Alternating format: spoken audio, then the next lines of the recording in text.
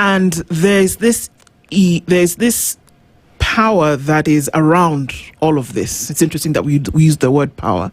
But then how do you take that? Because the things that you speak about today, that people should live within a country whereby they have the right to not be disappeared. Absolutely. Whereby their children can go to school. That you can walk into a medical facility promised by government. Correct. That you can actually get the healthcare that you require. That you don't have to go to your senator and say, please help me with 15,000 shillings because I can't do 1, 2, 3. How do you take that need, combine it with this inertia that is clearly taking the country, and turn it into a decision? Because the word that you mentioned, which I've written down, is that you must be consequential. And in order to move anything politically, we know in this country, you must be consequential with the numbers. How are you going to take this beyond just a spirit of fever and turn it into something that will be consequential? If that's what Kenyans are saying they want. Now, you see, we were taught by Raila that politics is persuasion. We believe in our ability to persuade. And we hope that the arguments that we are selling will make sense to the people of Kenya. There is no way of knowing, until the ballots are counted, whether it is your message has resonated with the people. But we can feel, because we also are recipients of information. We also consume information. We can hear the people saying that they are suffering. We can hear the teachers, for instance, saying they would rather go back to Minet. They don't want this sharp business. I speak to police officers.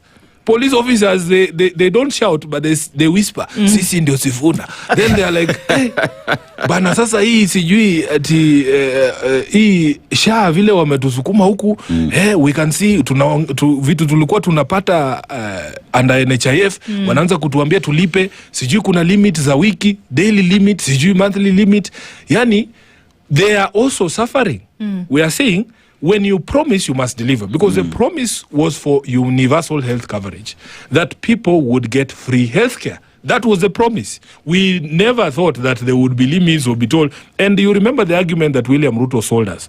Because we used to pay less than 1,000 shillings as NHIF. And he said, it is not fair for a person like me, who's Sifuna, who earns 1 million shillings of taxpayers' money, to pay 1,000 shillings for medical cover.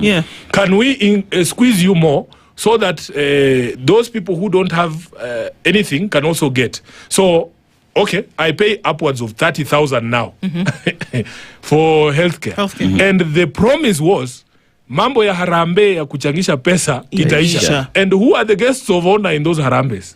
It is Sifuna. So me, I sat down and said, okay, it makes sense. If you are going to remove from me that burden of attending harambes, then it makes sense for you to take 30K from me. Now, what is the actual situation on the ground? Totally different. You listen to the teachers, they are complaining. You listen to the police officers, everybody who's been onboarded. The facilities are complaining. They are not, the SHA reimbursements are not coming on time. You remember the case of the hospital in Mumias, where I was born. You know, a hospital shutting down under heavy debt because SHA is not remitting monies to them. So we believe that. And by the way, even this recent fiasco with fuel, I personally believe that you can tell the people the truth and they can still love you and they can still vote for you.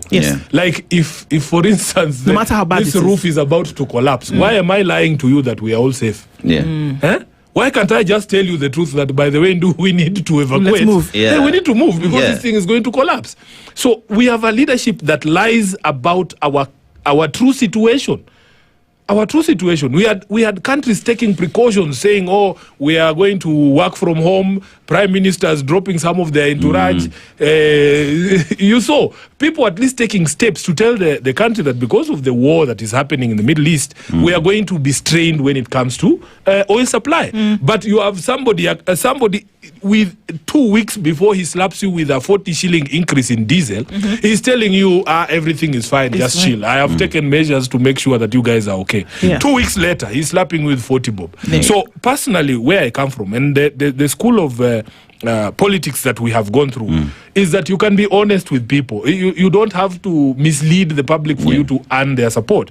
So we have told the people that it is not going to be easy. Nobody is under any illusions. You know, personally, I am under no illusion that kicking out an incumbent is going to be an easy job. But it is the call of our generation. We have to do this at whatever cost. You know. Also, the parts of the country where you will go.